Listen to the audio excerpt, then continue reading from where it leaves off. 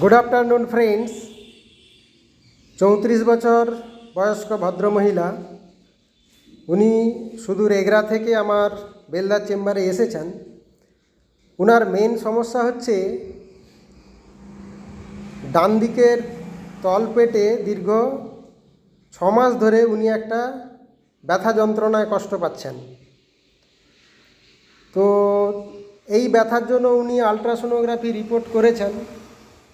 Ultrasonography রিপোর্টে দেখাচ্ছে যে রেকারেন্ট অ্যাপেন্ডিসাইটিস, ম্যাকবার্নিস পয়েন্ট টেন্ডারনেস আছে, আর হচ্ছে রেকারেন্ট অ্যাপেন্ডিসাইটিস আলট্রাসোনোগ্রাফি রিপোর্টে বলছে।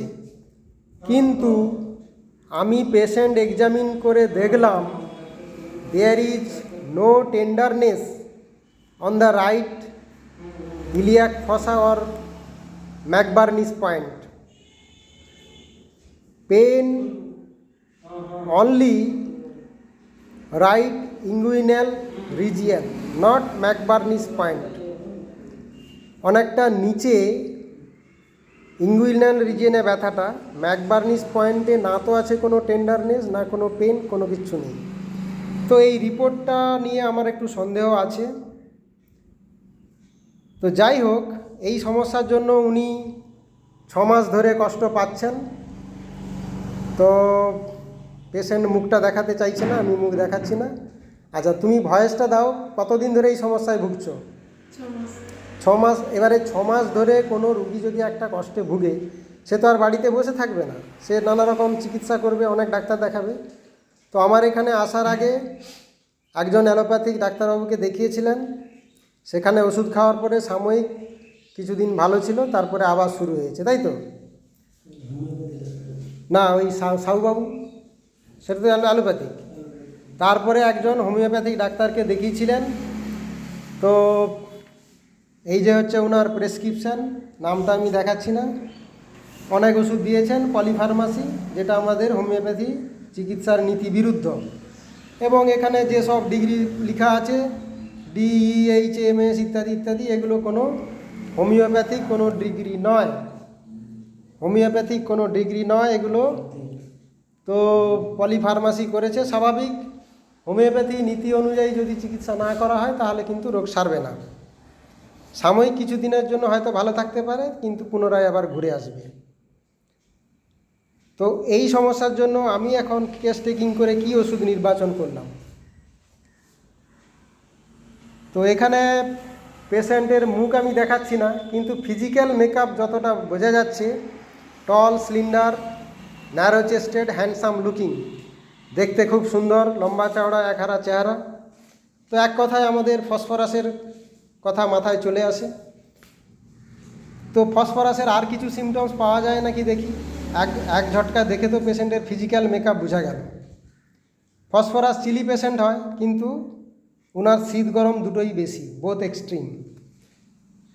ফসফরাস মিষ্টি খেতে পছন্দ করে না, অ্যাভারশন টু সুইটস। আমাদের পেশেন্টও অ্যাভারশন টু সুইট, মিষ্টি একেবারে অপছন্দ। পিপাসা ফসফরাসের বেশি, এই পেশেন্টের পিপাসাও বেশি আছে।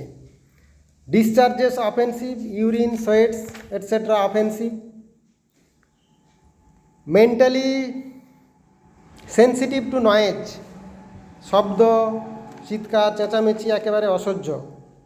বিশেষ করে বজ্রবিদ্যুতের শব্দ, যে কোনো আওয়াজে পেশেন্ট তার কষ্ট বৃদ্ধি পায় বা হঠাৎ করে চমকে ওঠে। Sensitive two noise. উনি একা থাকতে পছন্দ করেন না, লোকজনের সঙ্গে থাকতে পছন্দ করেন। সিম্প্যাথেটিক মাইন্ডেড, দয়ামায়া খুব বেশি। ইরিটেবিলিটি আছে, উইপিং ডিসপোজিশন আছে। তো ফসফরাসের অনেকগুলো সিমটমস মিলছে। এবারে প্যাথোলজিক্যালি যদি আমরা দেখি যে কেন্টস রেপার্টরি, অ্যাবডোমেন, পেন, ইলিওসিক্যাল রিজিয়ন, এখানে ফসফরাস ফার্স্ট গ্রেডে রয়েছে। এবং ওনার হচ্ছে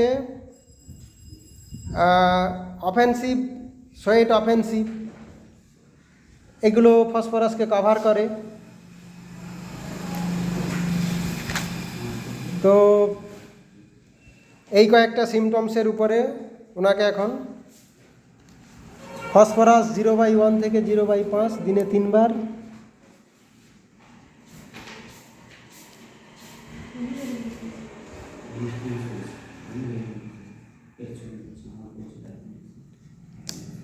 ফসফরাস 0/1 থেকে 0/4 দিনে 3 বার করে প্রেসক্রিপশন করছি। দেখা যাক, আশা করা যায়